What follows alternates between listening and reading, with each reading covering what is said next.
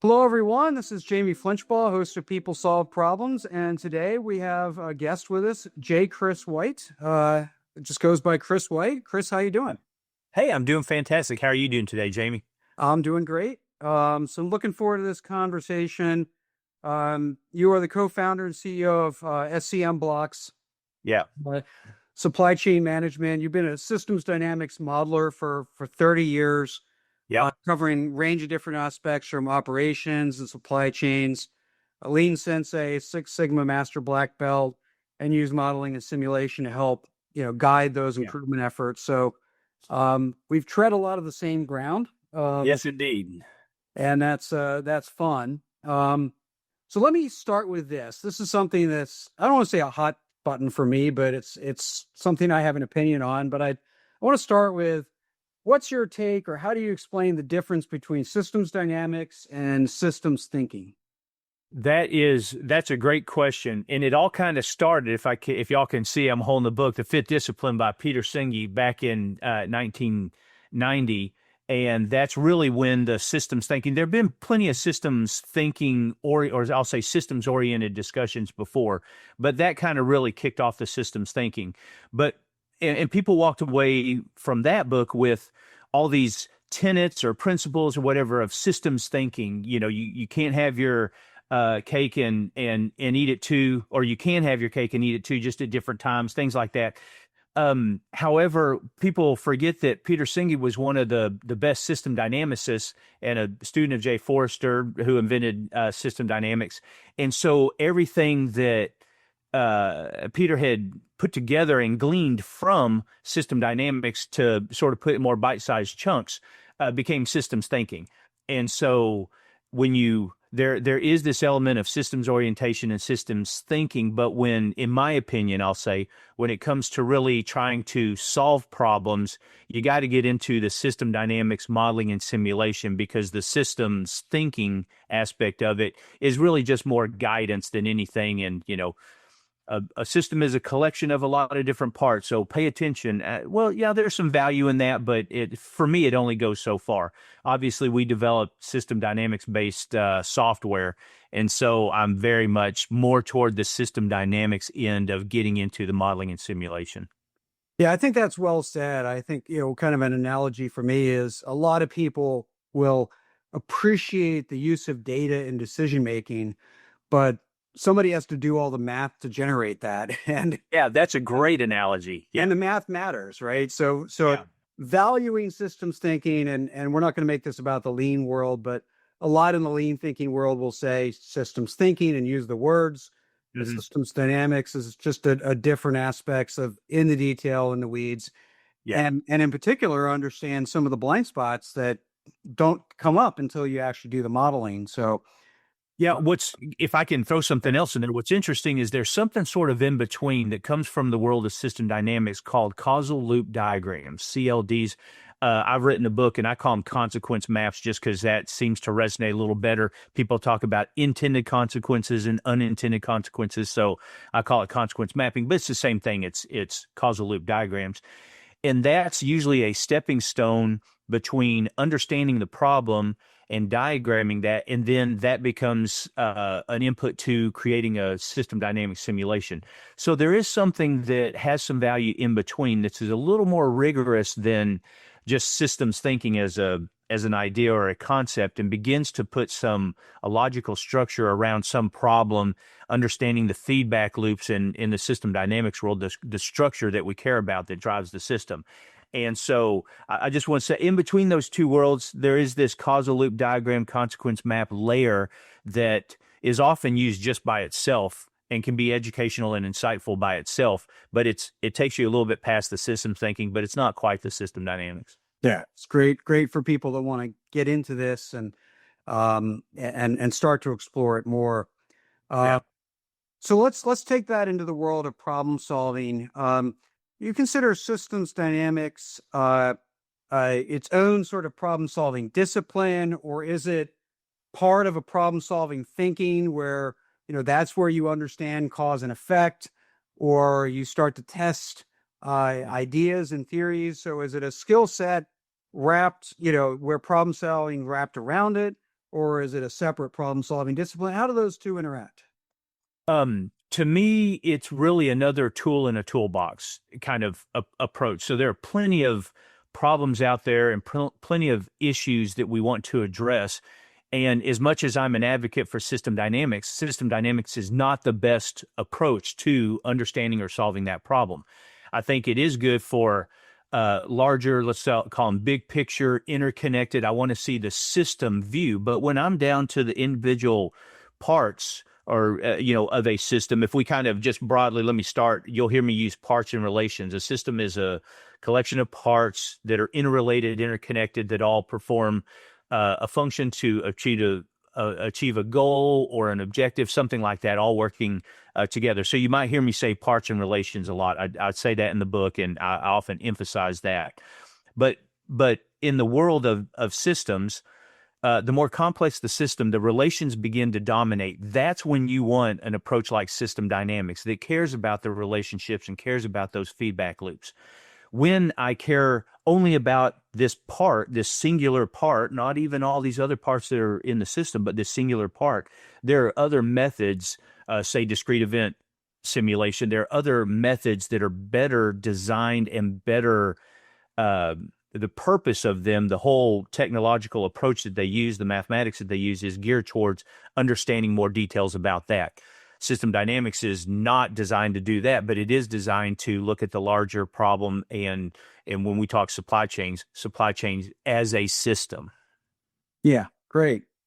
So let's talk about a system that you're focused on, supply chains and supply chain management. There's a lot of places that this can apply, right? Yeah. Jay Forrester really was trying to model the whole economy as an example. Yeah. Why is it particularly useful? Why is this discipline particularly useful for supply chain management in general?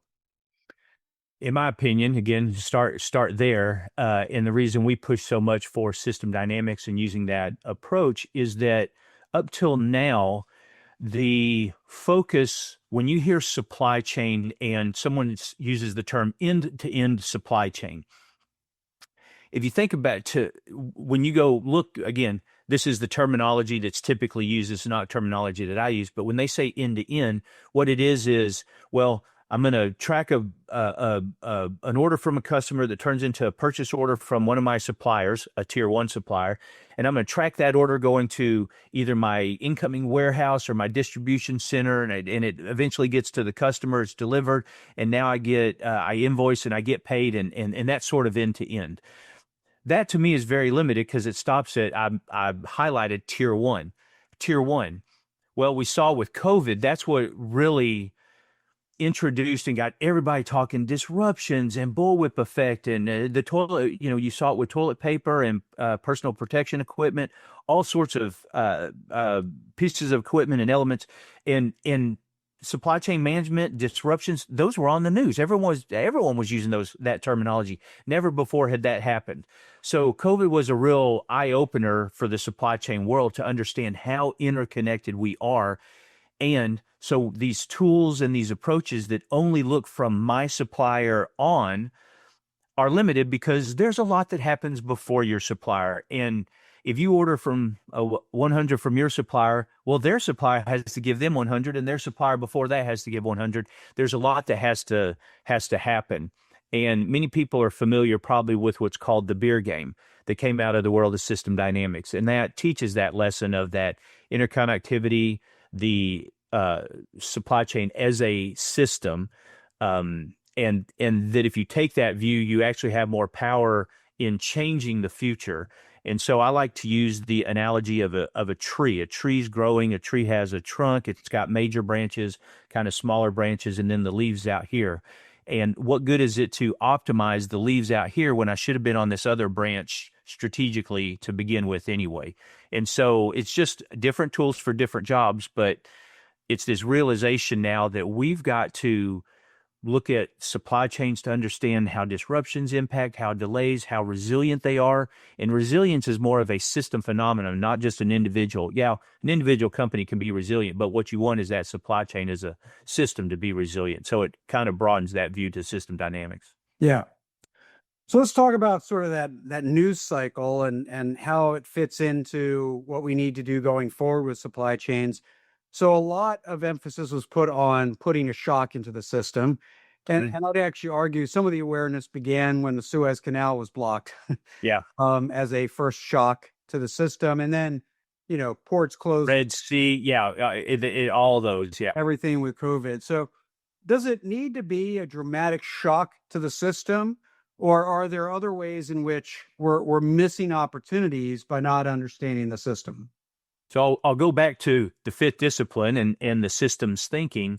There's the parable of the boiling frog, that what we're not good at, if as that parable goes, you put a frog in cold water and you start boiling that water. Even as that water gets hot, the frog doesn't jump out. But had I taken a frog and thrown it in hot water to begin with, it would jump out immediately. So what we're not, as humans, what we're not good at is seeing these subtle changes that we don't recognize them until they become extreme, and that's when we react. So what you're talking about are some extreme events happen, and now we see this play out. There's a lot before that happens where we can understand how systems operate, and we could understand the vulnerability of, wow, we send everything. Let's just keep with your Suez Canal example. We send everything through the Suez Canal. Let's think about that. What benefit could there be to have suppliers elsewhere or have other trade routes other than just that one? And so then it becomes very apparent when an obvious thing like that happens. But you can begin now, and I think there's this shift to kind of picking our head up and seeing the forest for the trees, of looking at things strategically in longer term to make sure we're better positioned for when these situations happen. And then these extreme events are not as extreme or don't have as near the impact that they could. Yeah.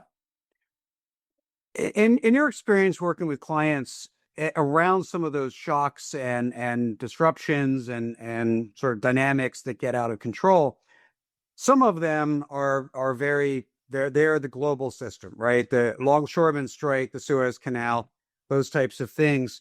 And so, they just happen and we have to be resilient against them. So we want to understand that.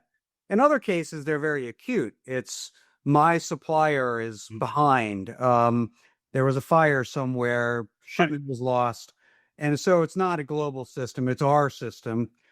And so how much of finding the opportunity is on those seemingly smaller, but still impactful to me, supply chain disruptions versus these, global events?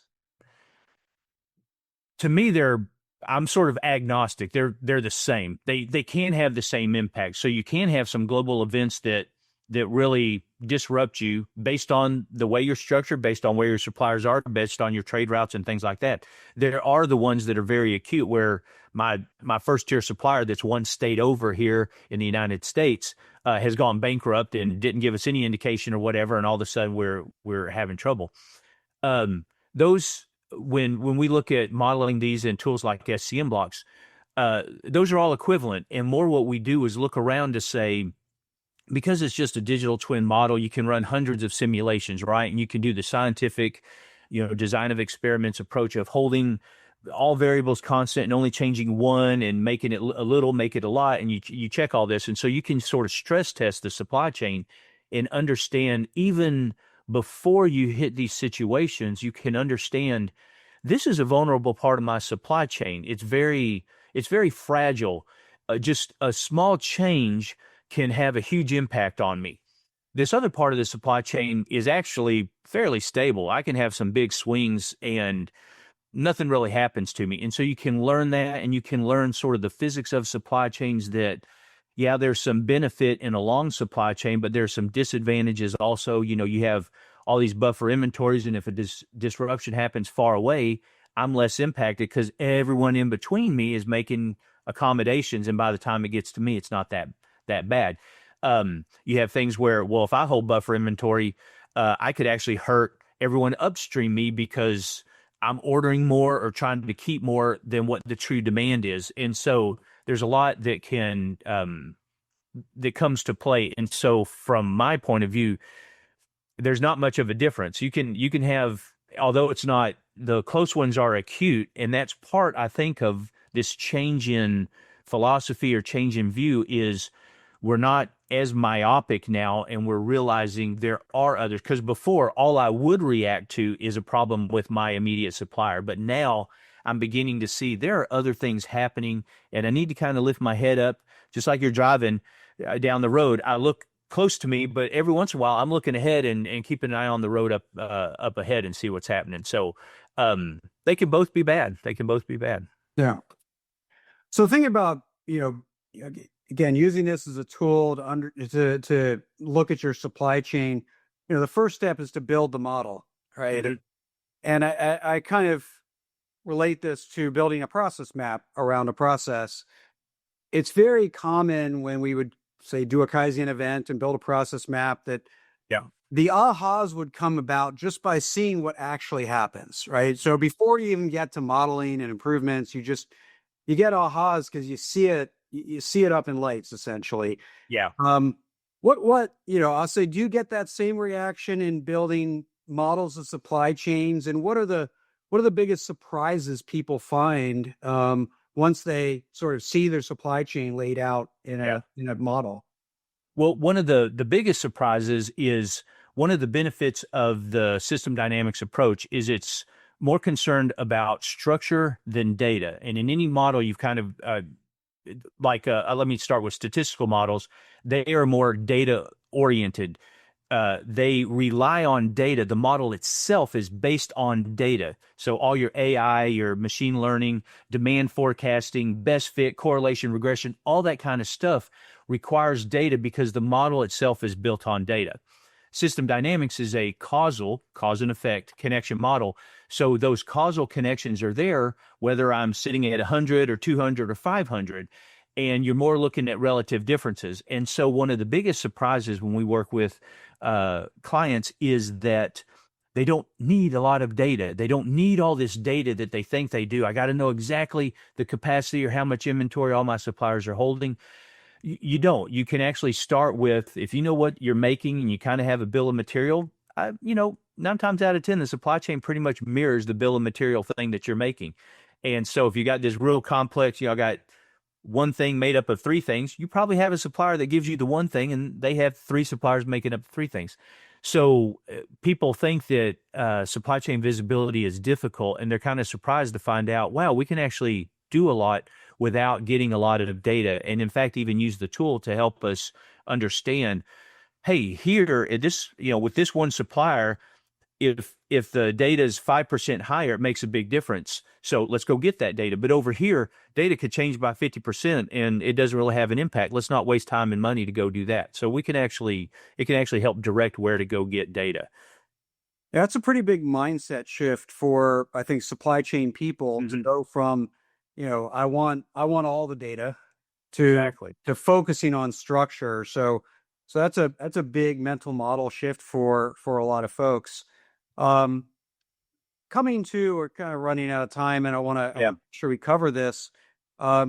Thinking about another mindset shift is, I wrote an article for Industry Week last year that I kind of argue for the last 40 years, supply chain has been mostly about optimization, cost down, optimization. And this is now the era of supply chain risk management. Yep. Are you seeing that same shift? And B, are people understanding risk differently, or how are they understanding risk differently by seeing it in a systems dynamics model? Yes, I agree that is happening. And if you think of when you say risk, another term that's often used a lot right now is resilience, the resilience of the supply chain. And that efficiency and resilience are 2 ends of a spectrum. And that's one thing, we have to learn. And so part of what we're doing is educating executives on this concept that you can't be highly optimal and highly resilient. Those don't exist together. You can be somewhat optimal and somewhat resilient, or you can kind of, move one way or the other. There is no, the 2 extremes cannot coexist. And we've been at this optimization extreme. I agree with you completely. And that has caused problems. Everyone's been focused on just themselves, meaning their companies and their small part of the supply chain, just their selves, optimizing that. And we've all heard that, optimizing the parts of a system, suboptimize the whole. And that's what we're talking about here. So what we're trying to do is get a better appreciation. And it's not that we necessarily want we care that the whole supply chain as a system runs better, but what we're trying to show is decisions you're making, company, in trying in your best interest, you're actually creating these effects that will come back to bite you later on. And what you thought was really great in the short term actually bites you in the long term. Great. Well, thanks for sharing your insights. I always love to talk systems dynamics, and I wish we had more conversations out there about this. I think it's still a lot of untapped potential, and I wish in supply chain terms or in systems dynamics terms, I wish you and your team all the most productive reinforcing and balancing loops you can handle. And thanks for coming on the show. You bet. Thanks so much for having me, Jamie. Thank you.